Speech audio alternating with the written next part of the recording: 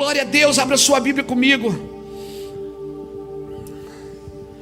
Depois eu falo dos nossos materiais aqui. Eu não quero perder essa unção que está aqui. Não que os nossos materiais não sejam ungidos, mas é que eu sinto de continuar nesse rio. Salmo 19.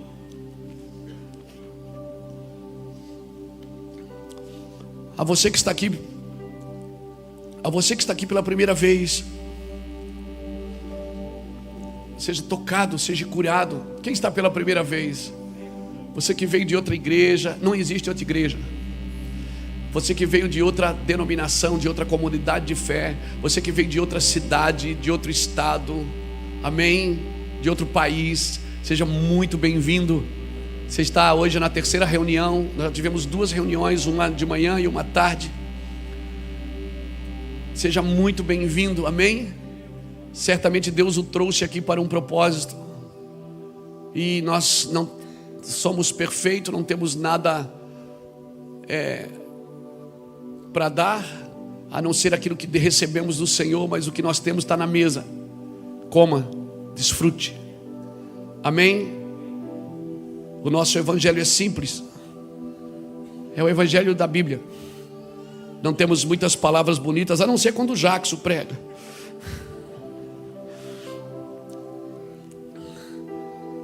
Estamos tentando ficar parecido com Jesus.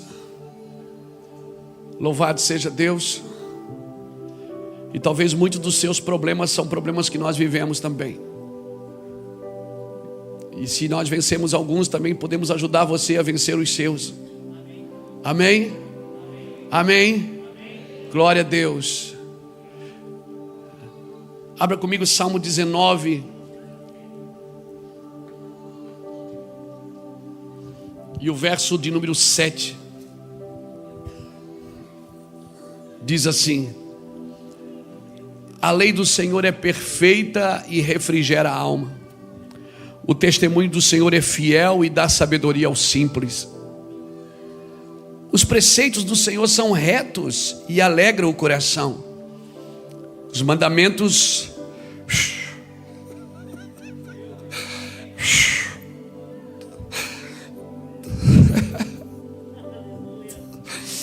os mandamentos do Senhor, o mandamento do Senhor é puro e ilumina os olhos. O temor do Senhor é limpo e permanece para sempre. As ordenanças do Senhor são verdadeiras e inteiramente justas. Mais desejáveis são do que o ouro, sim, do que o ouro fino. São mais doces do que o mel, do mel que goteja dos favos. Por eles é admoestado o teu servo, e em guardar a grande recompensa. Quem pode entender os seus próprios erros? Quem pode entender os seus próprios erros? Expurga-me tudo os que me são ocultos. Também da soberba guarda o teu servo, para que não se assenhoreie de mim, e então eu serei sincero e ficarei limpo de grande transgressão. Sejam agradáveis as palavras da minha boca, sejam agradáveis as palavras da minha boca e a meditação do meu coração perante a tua face, ó Senhor, rocha minha e redentor meu.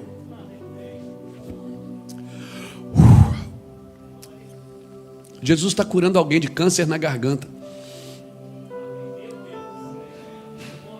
Eu não sei se está aqui ou se está em casa, mas Jesus está curando agora. Jesus está curando uma pessoa de câncer na garganta agora. Seja curado você, em nome de Jesus. Irmãos, a presença de Deus, ela exige de nós reverência e tempo de qualidade.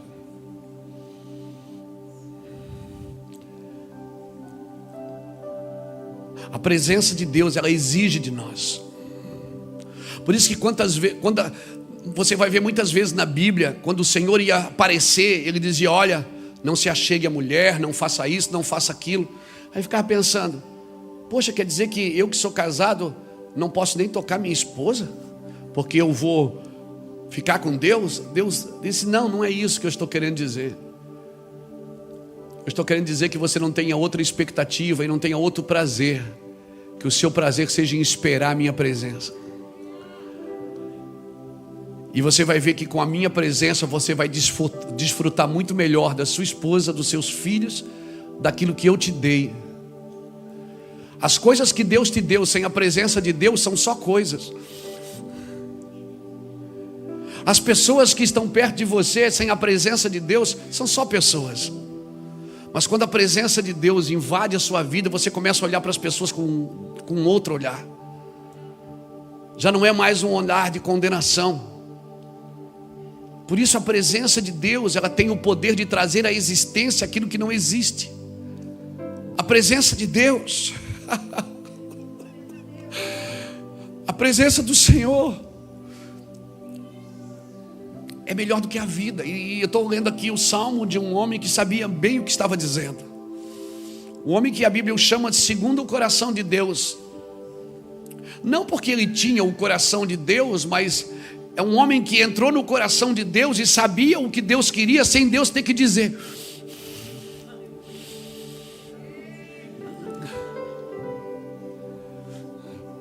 Um homem segundo o coração de Deus é aquele que está tão perto, que sabe o que Deus quer sem Deus ter que pedir. Que lugar é esse, irmãos? É possível estar ali? É possível. Então Davi começa a falar da palavra de Deus. Ele diz: olha, a lei do Senhor é perfeita, refrigera a alma, o testemunho do Senhor, os preceitos do Senhor, os mandamentos, o temor. Meu Deus, ele começa a exaltar a palavra de Deus. E ele diz assim: são mais desejáveis do que o mel que goteja dos favos. E essa comparação aqui é interessante, porque quando você vai comprar mel que está no pote, a primeira coisa que você pergunta é o quê? É puro. Então é mel que goteja dos favos para não deixar dúvida, para você saber de onde você está comendo. Não é um evangelho embalado, promocional, motivacional. Não, é um evangelho puro. Comer de Deus, irmãos, é um evangelho puro. Porque até com a palavra que é mal colocada às vezes pelo pregador, você é tolerante. Porque você sabe que você está comendo de algo puro. Então ele começa a dizer: a lei do Senhor é perfeita, os preceitos do Senhor, as ordenanças do Senhor, o temor do Senhor. E ele diz uma coisa interessante aqui, que é: ele diz: por eles é demonstrado o teu servo, e em guardar a grande recompensa. E aí ele faz uma pergunta: quem pode entender os seus próprios erros? Quem pode entender os seus próprios erros? E ele diz: da soberba guarda o teu servo. Da soberba guarda o teu servo. Uau! Guarda o teu servo para que isso não se assenhoreie de mim. Então eu serei sincero e ficarei limpo de grande transgressão. E serão agradáveis as palavras da minha boca.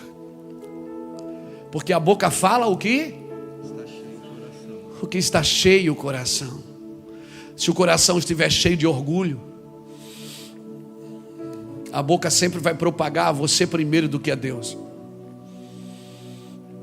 E se você tentar mostrar alguma coisa, você não consegue mostrar a glória dele. Sempre que o homem quer mostrar alguma coisa primeiro, ele não consegue mostrar quem Deus é na vida dele.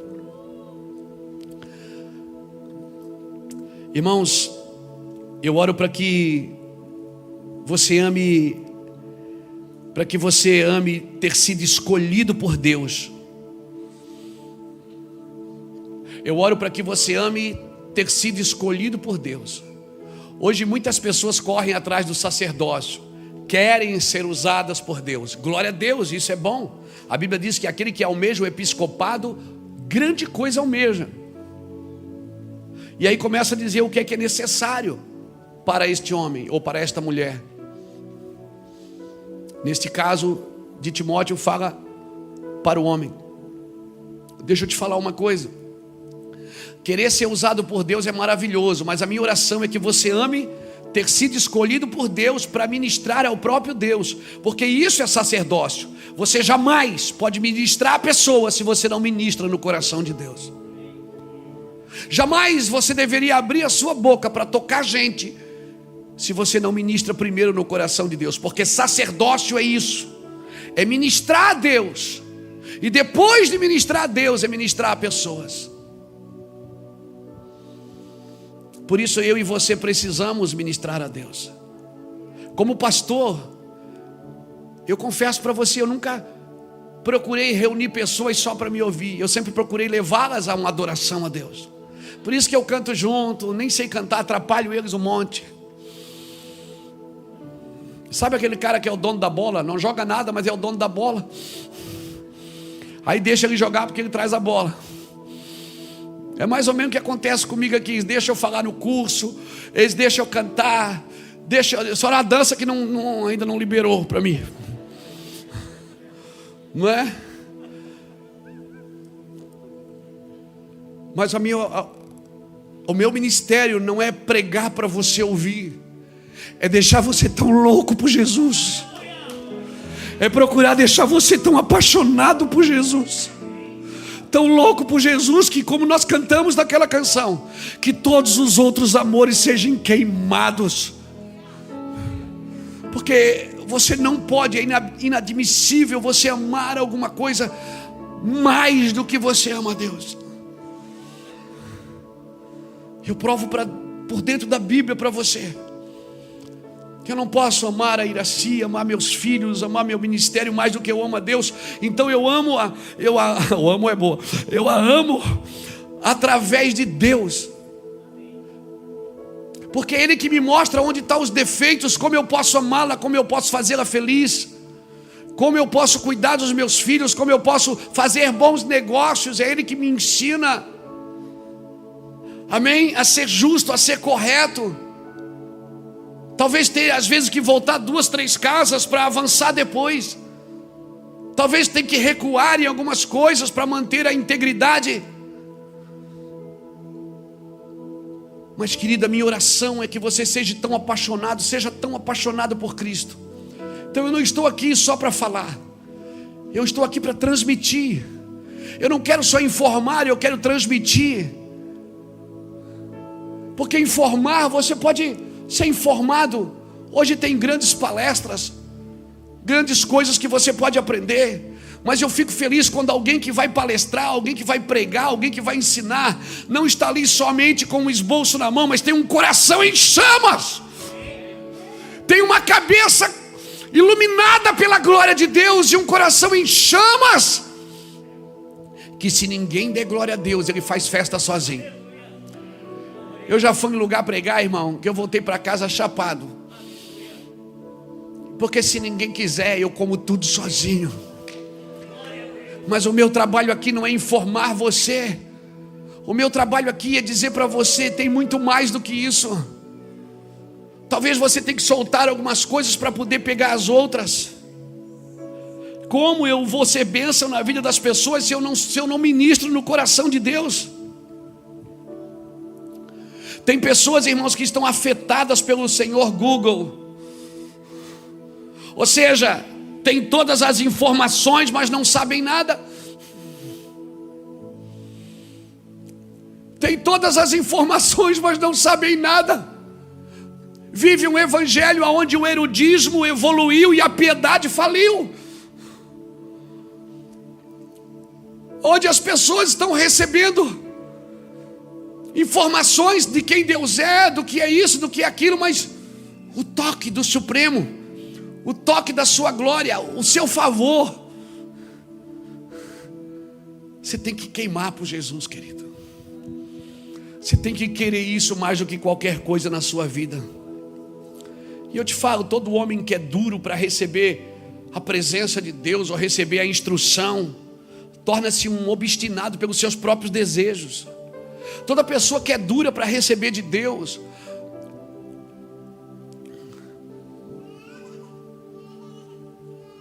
pode se tornar obstinada pelos seus próprios desejos. Isso é perigo, querido.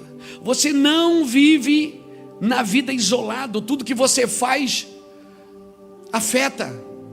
Ou afeta você, ou afeta pessoas que estão perto de você, para o bem ou para o mal. Afeta para sempre o seu destino. Todas as atitudes definem os seus destinos. Todas as atitudes que você tomar, seja para o bem ou seja para o mal. O que você faz jamais será neutro. Não há neutralidade nas suas ações. Não há neutralidade. Ou eu sou uma bênção ou eu sou uma maldição. Não existe meio termo. Eu sou meia bênção. Hoje eu fui bênção, ontem eu virei maldição. Não existe meio termo. Não existe neutralidade nas suas ações. Eu sou uma bênção. Eu vou ministrar no coração de Deus, eu vou adorá-lo, eu vou ter o meu devocional com Ele diário, eu vou deixar Ele construir ideias na minha vida, eu vou deixar Ele mostrar eu para eu mesmo, para mim mesmo, eu vou ter experiências com Deus, e cada vez que você abrir a Bíblia, ela vai mostrar você para você mesmo, você vai ter um choque de realidade, e você vai ver que você não é tão bom assim. E quer saber quando as coisas começam a acontecer na sua vida? Sabe como você sabe que está cheio da presença de Deus? É quando você não fala mais mal de ninguém, você só fala mal de você.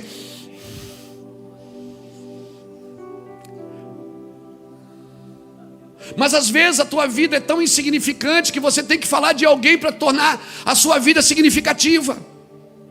Mas a tua vida pode se tornar significativa se você entregá-la ao Senhor e deixar o Senhor através de você dar significado e propósito para a sua vida. Aleluia. Quando você se permite receber mais glória, mais aplausos, mais reconhecimento do que a sua estrutura pode suportar, você quebra, meu irmão. Você quebra. Por isso que toda pessoa que recebe mais glória, mais elogios, mais aplausos do que pode suportar, quebra. Porque glória é peso, é cabode. Por isso Deus quer estruturar você primeiro para receber o que Ele tem para te dar.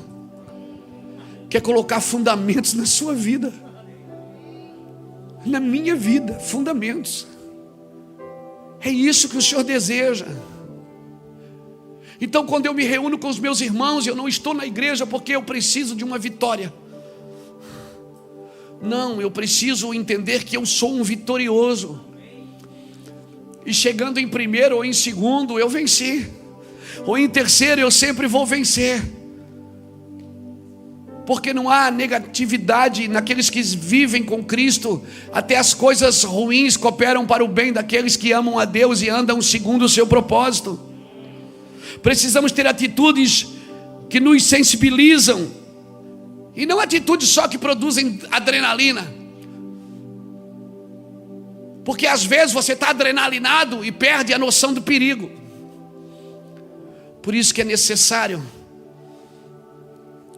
reuniões como essa, que faz você enxergar a si mesmo.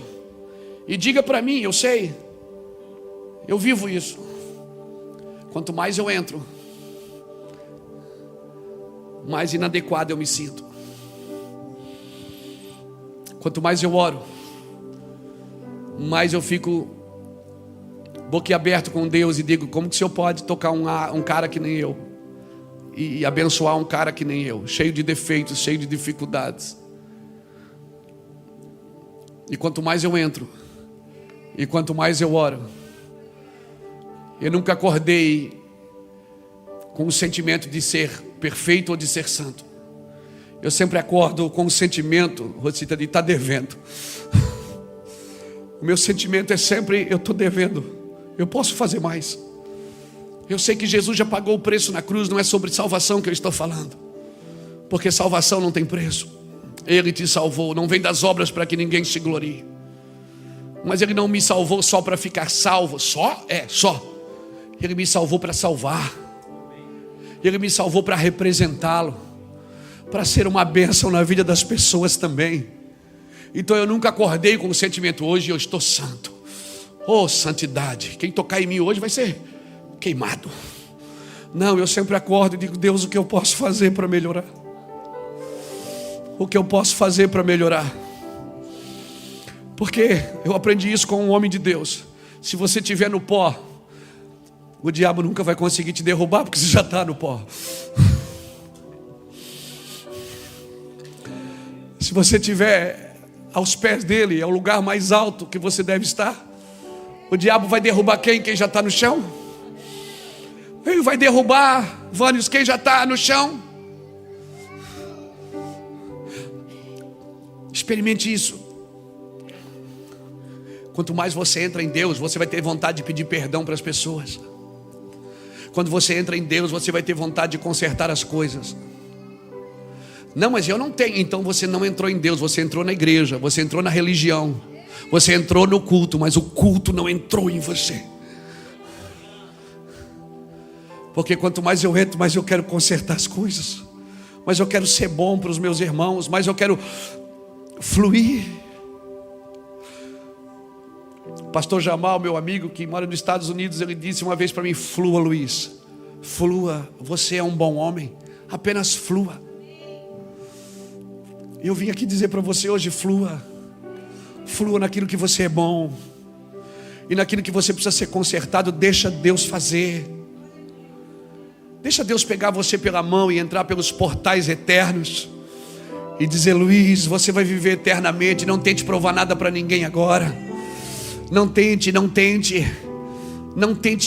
ser o melhor. Você não é a última Coca-Cola do deserto, nem a última bolacha do pacote. Você não está correndo 100 metros rasos, que quem chegar primeiro ganha. Você está numa maratona. Não importa se você é o 21º, o 54º, o 69º, não importa. Importante é que você correu a carreira que te está proposta. Importante que você não está competindo com o oponente, você está competindo com você mesmo. Você está vencendo os seus limites, as suas mazelas, os seus pecados, as suas dificuldades. Porque sabe o que é viver em santidade? Santidade não é você passar 5, 6, 7 dias no monte e descer e achar que está mais santo do que todo mundo. Santidade é você vencer o pecado diariamente. É você dizer não quando você tem vontade de dizer sim. É você não tocar quando você tem vontade de tocar. É você não pegar quando você tem vontade de pegar. E você dizer: não, por ti, Jesus. Isso é santidade. É você superando todo dia, toda hora, todo instante, todos os dias, toda hora, todo instante. Isso é santidade.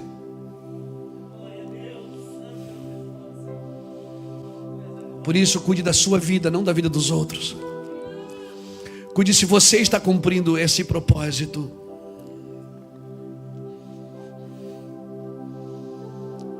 A lei do Senhor é perfeita e refrigera a alma.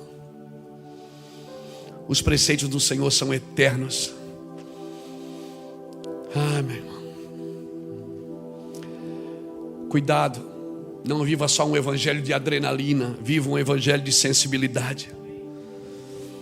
Muitas vezes a adrenalina nos dá uma sensação de ausência de perigo. Parece que não tem perigo nenhum, mas tem.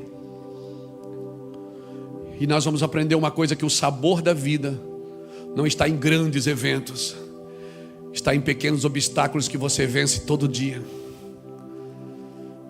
Aquela briga no trânsito que você venceu, aquela agressão que você não revidou, aquele palavrão que você não disse, aquele soco que você não deu. Deu vontade, não deu? Aquela ofensa que você não deixou sair de dentro de você, porque você está amando Jesus mais do que qualquer coisa. Quem pode reconhecer os seus próprios erros? Se ele não estiver junto para dizer: isso, Luiz, isso está errado. Quando Isaías viu a glória de Deus, ele disse: meu Deus, eu vou morrer, eu sou um homem impuro. Você não vê que é impuro até estar na presença dele. Você não vê que é imundo até estar na presença dele. Você não vê que não merece até estar na presença dele. Você vai conhecer a graça. E sabe de uma coisa? Você não vai precisar nem de uma hiper, super, ultra graça. você vai querer viver a graça diariamente. E isso é evangelho, vida cotidiana, vida de renúncias, vida quer conquistar, conquiste você. Supere. Milagres que não são movidos por compaixão, eles podem estar sendo movidos por ambição de poder.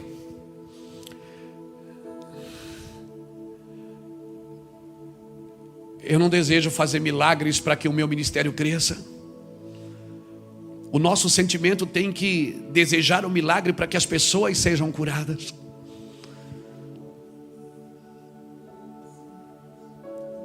Eu não desejo encher cadeiras para que o meu ministério seja o maior. Eu não desejo ser a maior empresa da cidade para dizer que eu venci o prêmio, não. O nosso sentimento é: eu desejo fazer porque tem vidas em jogo, Jesus. Então, se eu estiver brilhando, eu sei que o Senhor vai me colocar no alto e eu vou iluminar toda a casa. Eu vou ajudar meus irmãos que ainda não enxergaram a luz. Eu vou servir meus irmãos que ainda não viram a luz. Eu vou servir aqueles que ainda não acharam o caminho. Por isso que se você estiver brilhando, Ele não vai te esconder debaixo de uma vasilha. E se ainda alguém quiser te esconder, não vai conseguir. Porque se Deus te mostra, ninguém mais te esconde. Aleluia. E se Deus te esconde, ninguém mais te mostra. Então o meu desejo de ser, de ter e de fazer não deve ser por mim, deve ser pelo outro. Porque eu tenho desejo que o meu irmão seja tocado por aquilo que Deus me deu. Aleluia. Esse deveria ser o nosso sentimento. Irmão, eu não tenho, mas eu tenho. Por isso que quem tem, ele diz: quem tem sede, o que é que ele disse? Vem a mim e beba. Por que ele disse isso? Porque ele tinha para dar. Ele disse: quem tem fome, vem a mim e coma. Porque ele não dá para você comer sozinho. Não tem coisa mais chata no mundo do que comer sozinho. Sentar numa mesa para comer sozinho. Coisa gostosa é repartir, é sentar. E Deus é assim. Jesus é assim. Ele chamava todo mundo, mandava repartir. Compartilha.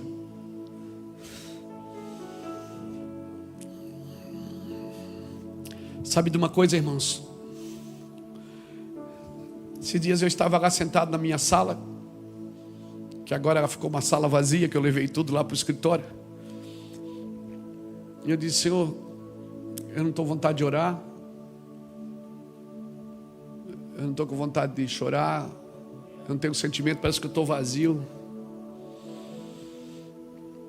Eu não estou com vontade de ler um livro, tem tantos aqui. Ele disse: Luiz, você já tem mais informações do que você pode obedecer. Sabe o que você precisa? Você precisa da minha presença. Fica quietinho aí. Faça nada não. Eu não quero só que você saiba, eu quero que você seja transformado. Você tem mais informações na sua cabeça do que você pode obedecer. Eu quero que você entenda, irmãos, eu não estou fazendo aqui apologia contra os ensinos. Nós temos, hoje teve escola bíblica dominical de manhã, salas eu estava vendo, tudo cheio.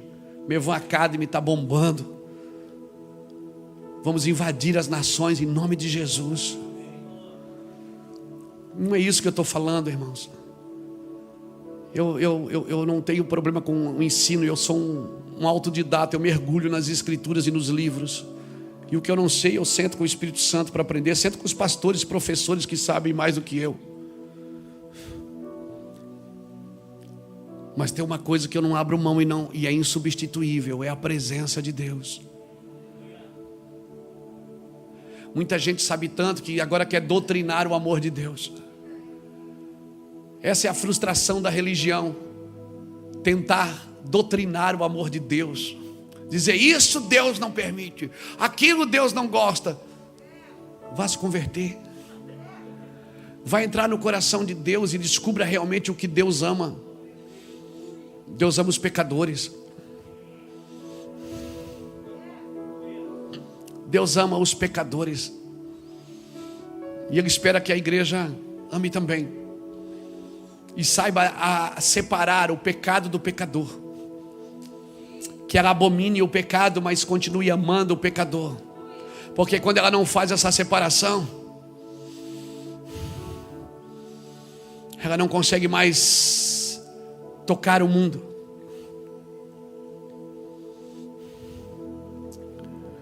Aleluia. A lei do Senhor, o testemunho do Senhor, os preceitos do Senhor, os mandamentos do Senhor, o temor do Senhor, as ordenanças do Senhor. Afinal de contas, toda a palavra que sai da boca de Deus tem um propósito. Tudo tem um propósito. Isaías 55:11 diz que ela prospera, que a sua palavra prospera para aquilo que foi designada, e ela não lhe volta vazia. Quando a palavra é liberada, ela não volta vazia. Ela é como a nuvem e a neve que cai do céu, a Bíblia diz em Isaías 55. A nuvem e a chuva que cai do céu, você vê, mas você não vê ela voltar, e ela volta, porque ela pega tudo que tem dentro de você e leva de volta. Assim como cai a chuva do céu e a neve, e para lá não tornam, mas antes rega a terra e dá semente ao que semeia e pão ao que come, assim é a palavra que sai da minha boca, ela não voltará para mim vazia, mas prosperará para aquilo que foi designada. Toda a palavra de Deus liberada tem um propósito, ela não volta vazia. Só que quando você está recebendo a palavra como você está recebendo aqui, olha o seu olho, você está lacrimejando, você está vidrado na palavra, e essa palavra tem um propósito. Você não pode sair daqui e ignorar o que você recebeu, porque o propósito dessa palavra é entrar dentro de você e arrancar tudo que não é Deus, tudo que não foi Deus que colocou. Porque a chuva cai do céu e a neve, mas para lá não torna, ela torna. Você não vê tornar, porque o processo é evaporação. Então quando está chovendo você vê chover, mas quando a chuva volta você não vê. E porque você não vê a chuva voltar, você acha que acabou o processo. Por isso você só celebra quando recebe, mas não celebra quando esvazia. Pegou? Porque o processo é evaporação. Você não está vendo, mas Deus está fazendo uma limpeza no seu templo. Deus está fazendo uma limpeza no seu templo, irmãos. Mas eu não estou vendo. Não, você não vai ver, é invisível o processo. Então não celebre só quando você vem no culto, não celebre só quando liga a música, não celebre só quando alguém pega o microfone, não celebre só quando você liga a TV. Celebre quando você está sendo torturado pela palavra. Torturado esmagado pela palavra, moído pela palavra, porque ela não vai voltar para Deus vazia. Quando Deus libera uma palavra para você, ela não volta vazia, porque ela tem o objetivo de levar você para Deus. Você não está vendo, mas Deus está te arrebatando de pouco em pouco. Ele está levando as coisas de dentro primeiro, porque onde estiver o teu coração, aí vai estar o teu tesouro. Você não está vendo, você acha que está perdendo tudo, mas Ele está pegando você por dentro e levando você para Ele. Só ficou um vasilhame aqui, meu amigo. Por isso eles diziam: Jesus, mostra-nos o teu reino. Ele dizia: não é daqui, faz alguma coisa para que a gente acredite. Ele disse: eu só faço o que vejo o Pai fazendo. Jesus não se movia por necessidade, Ele se movia por propósitos. Quando Ele estava curando um doente, não era só porque aquele homem estava doente. Ele estava mostrando como será no milênio. Ele estava mostrando como será no reino eterno de Yeshua. Tudo que Deus mostra tem ensino, tudo que Deus faz tem ensino. Então deixa Ele pegar você por dentro. Essas angústias que a gente tem, pastor, parece que a gente vai morrer, devia. Você gosta quando você está recebendo a profecia, recebendo o toque, recebendo a unção. Meu Deus, hoje estava fogo, caí 3 vezes na unção. Mas quando Ele está moendo você, você não gosta, porque você não vê o resultado. Mas Ele está fazendo. Isaías diz no capítulo 55, versículo 11, que a palavra prospera para aquilo que foi enviada. Por ela é admoestado o teu servo, Davi diz, e em guardar a grande recompensa. Qual é a recompensa que tenho de guardar a palavra? Porque eu sou instruído para não perder o que um dia Ele me deu. Para não perder. Para que todos os meus anseios, mazelas, vontades sejam queimadas e a vontade dele prevaleça sempre. Pastor, mas isso não é automutilação, não? Não é autotortura, não. Porque Jesus nunca colocou um cabresto na minha boca e disse: vem cá, você é meu. Não sejais como o cavalo e como a mula, que precisam de cabresto, senão não vem a ti. Mas instruir-te-ei o caminho que deves seguir, guiar-te-ei com os meus olhos. Sabe o que ele está dizendo? Eu vou olhar tanto para você, só que eu vou tirar você desse ambiente e trago você para mim. Deus não quer guiar você no cabresto. Desculpa aqui, Ricardo, mas eu vou te usar aqui, cara. Pensa que é só o Jacques que faz teatro? Eu também faço. Porque cabresto, ele fica atrás, conduzindo. Ele não, ele quer guiar com os olhos. Ele diz: guiar-te-ei com os meus olhos, instruir-te-ei o caminho que deve seguir, guiar-te-ei com os meus olhos. A pergunta é: como que alguém que anda de costa sabe o caminho? Porque ele não sabe o caminho. Ele é o caminho. Ele é o caminho, Ricardo. Ele não quer guiar você daqui. Essa é a diferença de Saul e Davi. É que Saul pastoreava mula, e mula você toca. Davi era pastor de ovelha. Ovelha, elas te seguem. Nada está na Bíblia por acaso, meu irmão. Obrigado, Ricardo. Instruir-te-ei o caminho que deve seguir, guiar-te-ei com os meus olhos. Mas como que ele vai guiar se você está tão ocupado vendo outras coisas? Você nem desliga o celular para ver ele. Você quer ver como está o mundo, você quer ver como está a Covid, você quer ver como se aumentou ou diminuiu as suas redes. Ele está dizendo: para um pouco, olha para mim. Olharam para ele e foram iluminados. Salmo 34, verso 5 diz que olharam para ele e foram iluminados, e os seus rostos não ficaram confundidos. Acorda, Brasil. Para de olhar para tudo quanto é coisa e olha para mim, diz o Senhor. Para de olhar procurando alguém para salvar essa nação. Quem vai salvar esta nação sou eu, diz o Senhor. Para de olhar para alguém salvar essa igreja.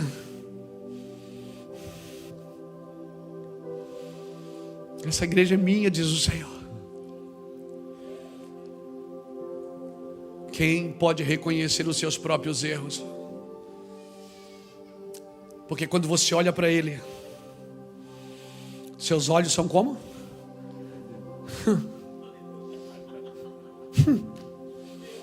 Você dá uma olhada para Ele, Ele dá uma olhada para você, começa a queimar tudo. Você não precisa nem falar, Ele só olha.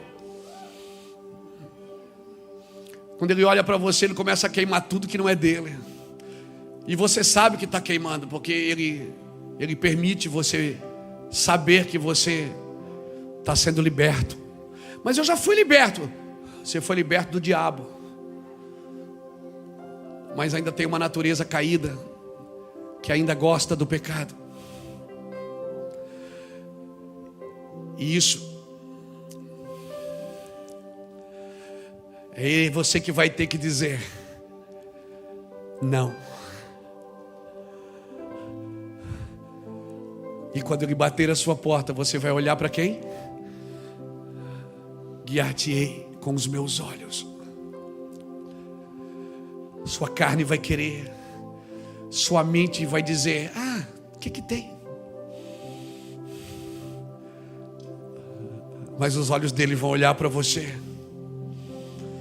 Por isso que quando Pedro negou, ele não precisou falar nada. A Bíblia diz que ele só olhou para Pedro.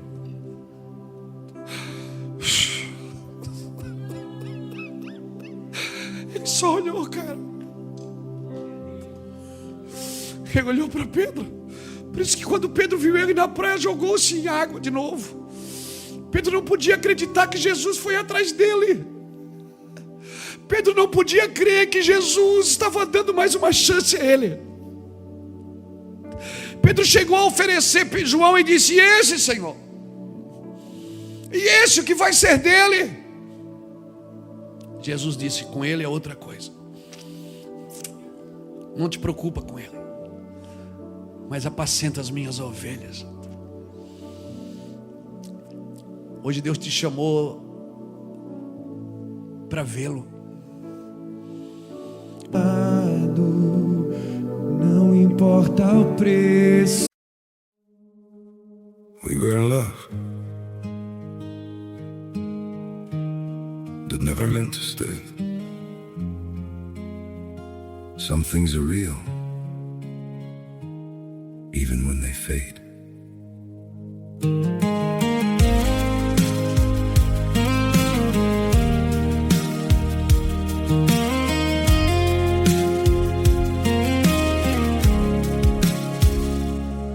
I used to think if we kept holding on, we could bend the truth somehow.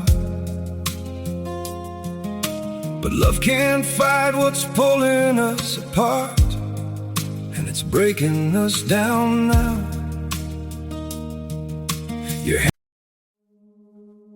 We were in love that never meant to stay. Some things are real,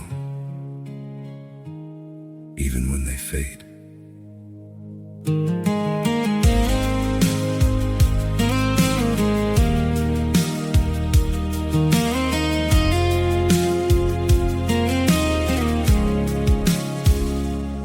I used to think if we kept holding on, we could bend the truth somehow.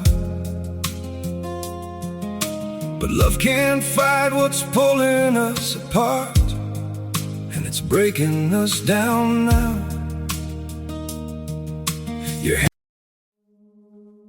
We were in love that never meant to stay. Some things are real, even when they fade.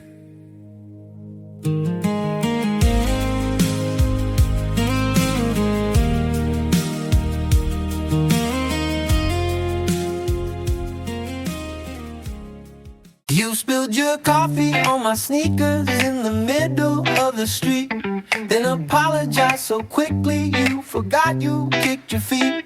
We both laughed like broken wind chimes shaking in the wind, and somehow in the chaos something perfect did begin.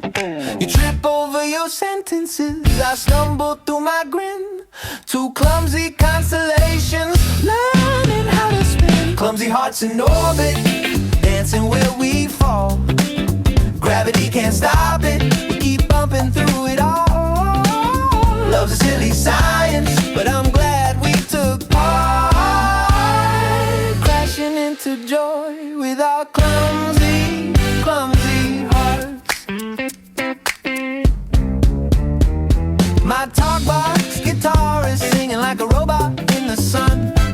A funky little soundtrack for the weird things we've begun. Your smile misbehaves whenever mine is out of place, like two confused magnets flipping sparks across our space. Maybe love is just a rhythm built on tiny accidents, a symphony of moments that were never meant to make sense. So if we lose our balance, let's just laugh and let it be. hearts in orbit, yeah, we're swirling but we shine, turning every awkward moment into something so divine. If love is slightly foolish, then we've mastered the art, always crashing softly with our clumsy, precious heart.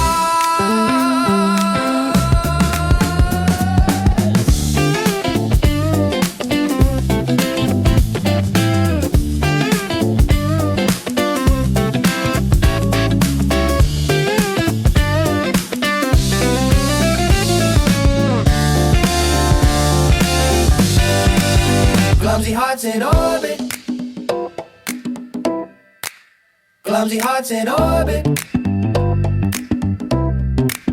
clumsy hearts in orbit, clumsy hearts in orbit, clumsy hearts in orbit, oh, clumsy hearts in orbit, ooh, clumsy hearts in orbit.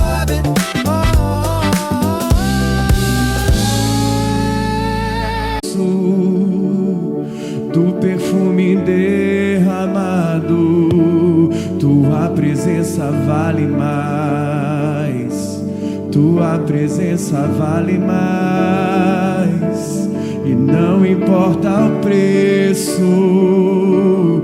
Do perfume derramado, tua presença vale mais, tua presença vale mais, e não importa o preço.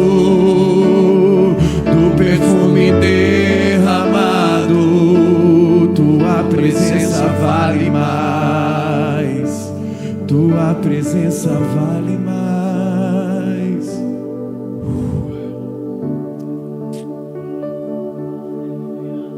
Te amo, Jesus. Te amo. Nós te amamos, Jesus. O seu amor é lindo, Jesus. Nos ensina a amar como o Senhor ama, Jesus. Por favor, quebranta os nossos corações e nos ensina a amar. Não temos nada para defender, nada para proteger, nada para guardar, a não ser a tua presença. Por isso, Senhor Deus, nos ensina a proteger esta unção, nos ensina a proteger essa coisa gostosa de estar na tua presença.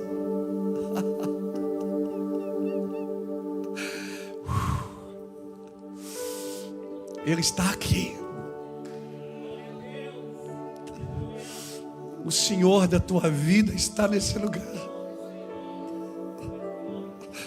O Criador de todas as coisas, que diz: o céu é o meu trono, a terra é o estrado dos meus pés, mas aonde está o lugar que você me preparou? Aonde está o lugar do meu descanso? Ele está dizendo: eu quero descansar em você, quero estar com você. Receba da sua glória, receba do seu amor, da sua unção, do seu fogo. Mergulhe, mergulhe até acabar o ar, até acabar as forças. Dê a Ele honra e força. Deus criou você para ser, para ter e para fazer, para representá-lo. A Bíblia diz em Gênesis 1:26 que Ele te criou para ser a sua imagem, a sua semelhança. Hebreus capítulo 12, versículo de 6 a 13, depois você lê, Ele me convida para ser participante da sua santidade, porque a santidade dele é dele, não é minha. A santidade é Ele que derrama sobre a minha vida. A santidade que eu alcancei não pode ser só fruto dos meus estímulos. Eu tenho que ser livre dos meus estímulos. Muitas vezes os meus estímulos são só religiosos. A santidade é Ele que derrama. E Hebreus no capítulo 12, versículo de 6 a 13 diz: se nós queremos ser participantes da santidade do Senhor e sermos recebidos como filhos, nós temos que aceitar a sua palavra como correção e direção das nossas vidas. Não existe outra forma. Deus me criou para ser a sua imagem, para ter a sua glória e para fazer a sua obra. A imagem é a dele, a glória é a dele e a obra é a dele. Eu fui chamado, você foi chamado para ser a sua imagem, para representá-lo. Quando as pessoas olham para mim e para você, elas deveriam ver ele, ver as atitudes dele, ver a expressão de amor dele, ver a sua glória.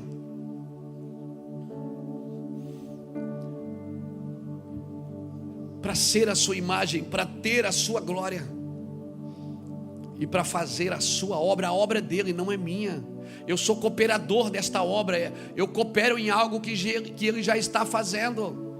Eu não posso querer empregá-lo no meu ministério. Deus, ele não está empregado no meu ministério. É o meu serviço que apresenta ele, edifica ou não. É o meu serviço que mostra ele. O homem tem trocado estes princípios e passado a ser, a ter e a fazer conforme o seu próprio coração. Deus chamou ele para ser, ter e fazer segundo o seu propósito. E muitas vezes nós pegamos esse propósito de ser, ter e fazer conforme o nosso próprio coração, vamos desagradando e entristecendo o coração de Deus. E sabe o que é que isso vai acontecendo com a gente? A gente vai se tornando obstinado. Sabe o que é que significa obstinação? Segura. Acto e efeito de obstinar, teimosia, inflexibilidade, porfia. Tem uma obstinação que é santa. Nós até uma vez pregamos sobre isso aqui. Acho que tem um vídeo na internet com esse tema que a gente pregou. Santa obstinação. Que fala de perseverança. Mas é uma santa obstinação pelas coisas de Deus, não pelas minhas coisas. Porque obstinar é o ato ou efeito de obstinar, teimosia, inflexibilidade, porfia. Uau!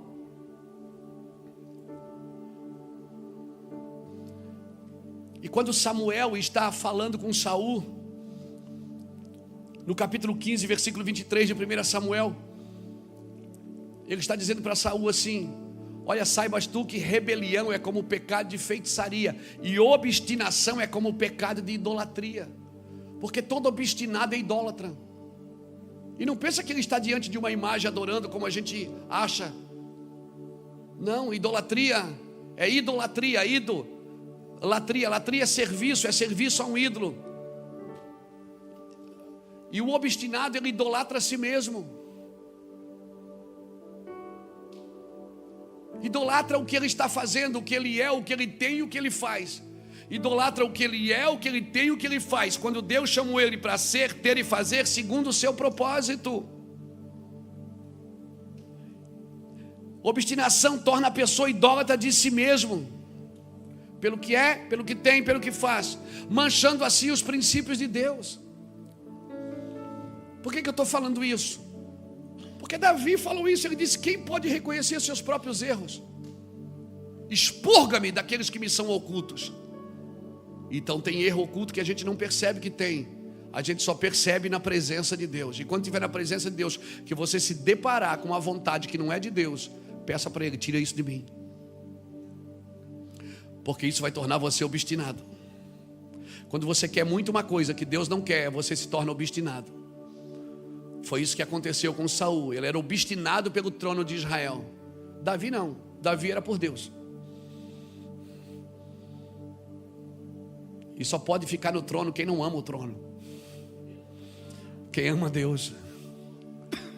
Saul amava o trono. Perdeu os dois. Davi amava Deus. E a palavra para ele foi: o cetro jamais se apartará da tua casa. Então essa palavra para todo aquele que ama Deus mais do que qualquer outro amor. Que o favor de Deus jamais se aparte da tua descendência até a sua volta. Se aparte dos teus filhos. Se aparte dos teus netos, dos bisnetos, tataranetos.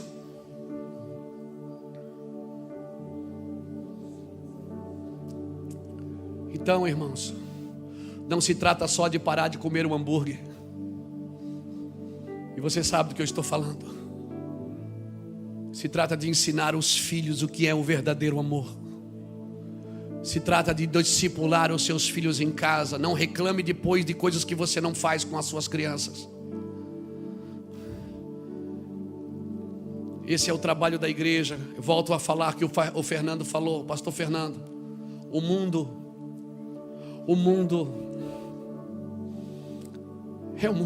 não vai mudar, vai piorar. O sujo vai se sujar mais. Mas a igreja não pode deixar de ser igreja. E ela só consegue ser igreja banhada de amor. Senão ela está só numa guerra de ideologia.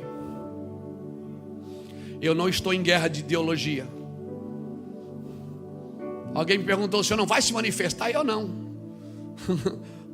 O meu reino não é deste mundo.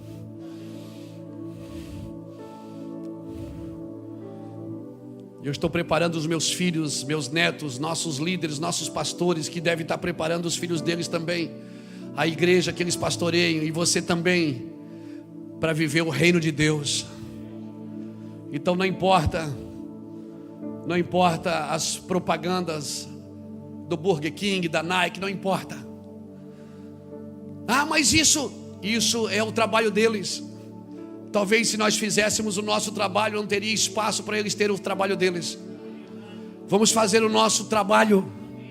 Vamos doutrinar nossos filhos em casa. Vamos ensinar para eles o que é Deus, o que é família, o que é geração, como uma geração procria. Ensine para os seus filhos.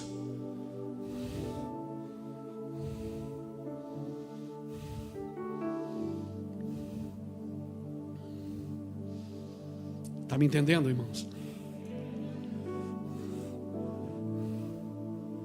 Nunca foi o aumento da maldade que destruiu as nações, foi sempre a falta da justiça.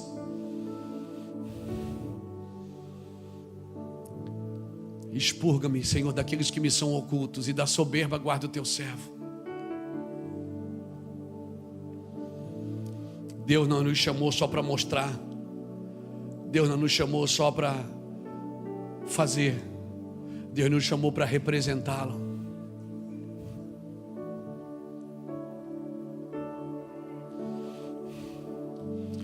Ah, como eu estou sonhado com esse tempo, irmãos. Eu tenho sonhado com esse tempo. Como Deus é lindo. Não faça qualquer coisa para segurar o seu trono, o seu lugar. Não precisa. Porque se foi Deus que te pôs aí, só Deus te tira daí.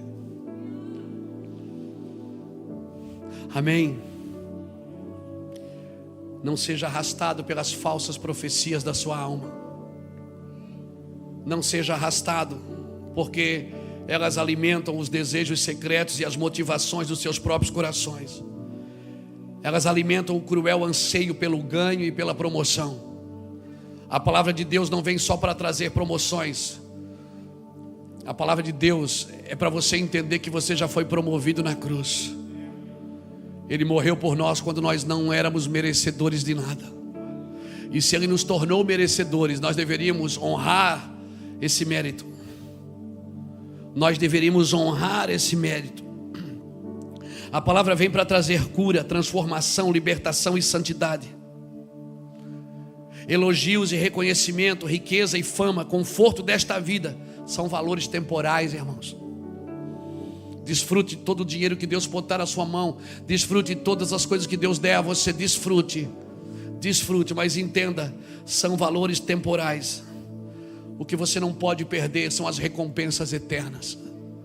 As coisas eternas, elas são definidas de como você gastou as coisas temporais, de como você investiu as coisas temporais, o tempo que Deus te deu, os recursos que Deus te deu, a fama que Deus te deu, as condições que Deus te deu ou não. Por isso eu oro, deixe o Espírito Santo penetrar profundamente e implantar em você o significado desta verdadeira recompensa, em guardar a sua palavra. Porque em guardar a sua palavra, a grande recompensa.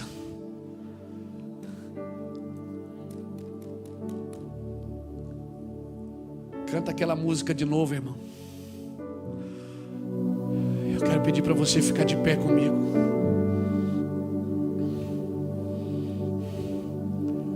A verdadeira palavra profética nos edifica e nos fortalece para vencer as tempestades da vida. Olha aqui para mim. Falsos profetas não são aqueles que estão jogando cartas de tarô, estão lendo a mão, estão lendo cartas, não.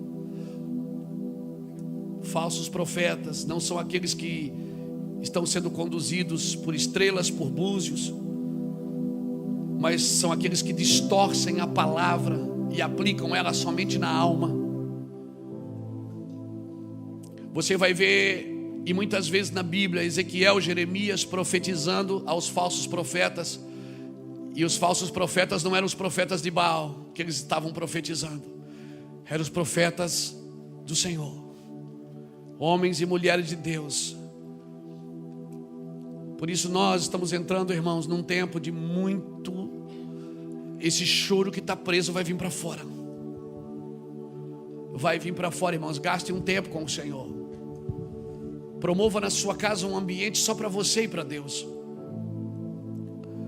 Promova um ambiente que você pode estar sozinho com Ele.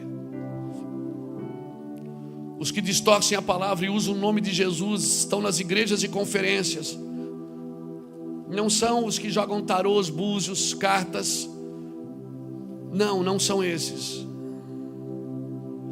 Nós não podemos firmar a nossa igreja, o nosso ministério, as nossas empresas em nome de Jesus e não falar pelo Espírito.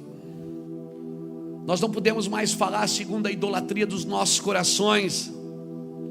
Nós não podemos mais deixar que um pouco de fermento levede toda a massa. Nós não podemos, irmãos. Não somos chamados por Deus para projetar o nosso ministério, mas para projetar a vontade de Deus.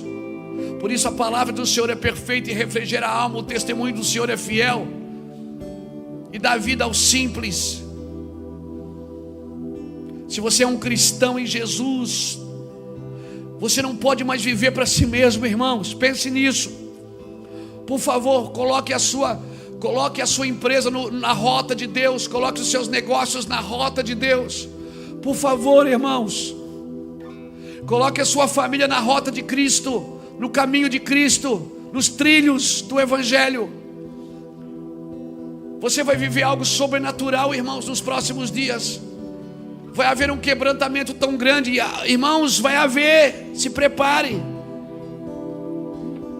Quando Ezequiel profetizou aos profetas de Israel, Jeremias no capítulo 23, eles profetizaram aos profetas de Israel, e eu vim aqui hoje profetizar aos filhos de Deus. Nós não podemos mais somente pensar em nós mesmos, no nosso prazer, no nosso desejo, e mesmo assim achar que Deus vai chancelar tudo. Deus não vai chancelar nossas mentiras, nossos enganos, nosso falso evangelho, não. Nós precisamos desesperadamente de uma investida do Espírito Santo em nossos cultos. Busquem o Espírito Santo, orem até Ele chegar, orem até que algo aconteça. Vai acontecer, meus irmãos, vai acontecer.